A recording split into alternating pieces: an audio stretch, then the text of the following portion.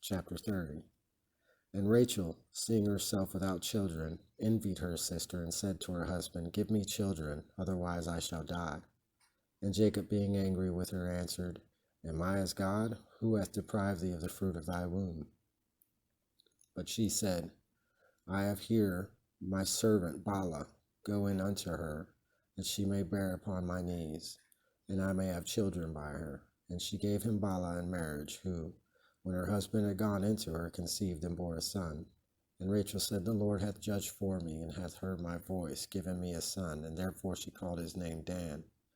And again Bala conceived and bore another, for whom Rachel said, "God has compared me with my sister, and I have prevailed." And she called him Nephtali. Leah, perceiving that she had left off bearing, gave Zelpha her handmaid to her husband.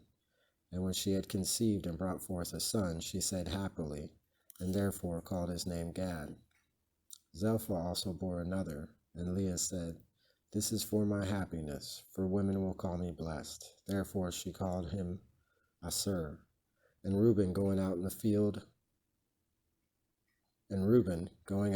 the time of the wheat harvest into the field, found mandrakes, which he brought to his mother Leah. And Rachel said, "Give me part of thy son's mandrakes." She answered, "Dost thou think it a small matter that thou hast taken my husband from me, unless thou take also my son's mandrakes?"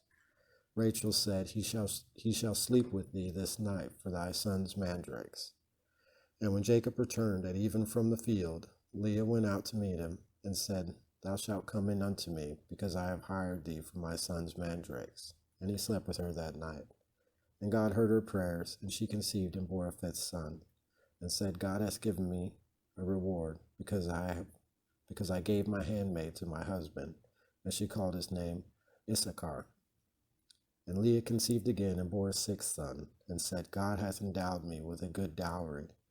This turn also my husband will be with me, because I have borne him 6 sons." And therefore she called his name Zebulun.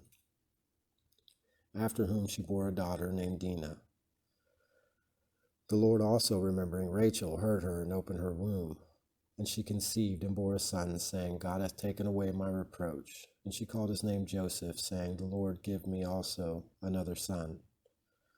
And when Joseph was born, Jacob said to his father-in-law, "Send me away, that I may return into my country, into my land. Give me my wives and my children, for whom I have served thee, that I may depart. Thou knowest the service that I have rendered thee." Laban said to him, "Let me find favor in thy sight. I have learned by experience that God hath blessed me for thy sake. Appoint thy wages, which I shall give thee." But he answered, "Thou knowest how I have served thee, and how great thy possession hath been in my hands. Thou hast but little before I came to thee, and now thou art become rich, and the Lord hath blessed thee at my coming. It is reasonable, therefore, that I should now provide also for my own house." And Laban said, "What shall I give thee?" But he said, "I require nothing, but if thou wilt do what I demand, I will feed and keep thy sheep again. Go around through all thy flocks, and separate all the sheep of diverse colors and speckled, and all that is brown and spotted, and of diverse colors, as well as among the sheep, as among the goats, shall be my wages. And my justice shall answer for me tomorrow before thee, when the time of the bargain shall come. And all that is not of diverse colors and spotted and brown, as well as among the sheep as among the goats, shall accuse me of theft." And Laban said, "I like well what thou demandest." And he separated the same day the she-goats, and the sheep, and the he-goats, and the rams of diverse colors and spotted, and all the flock of one color, that is, of white and black fleece, he delivered into the hands of his sons. And he set the space of 3 days, journeying betwixt himself and his son-in-law, who fed the rest of his flock. And Jacob took green rods of poplar, and of almond, and of plane trees, and pilled them in part. So when the bark was taken off, and the parts that were pilled, there appeared whiteness. But the parts that were whole remained green, and by this means the color was diverse. And he put them in the troughs, where the water was poured out, that when the flocks should come to drink, they might have the rods before their eyes, and in the sight of them might conceive. And it came to pass that in the very heat of coition, the sheep beheld the rods, and brought forth spotted and of diverse colors and speckled.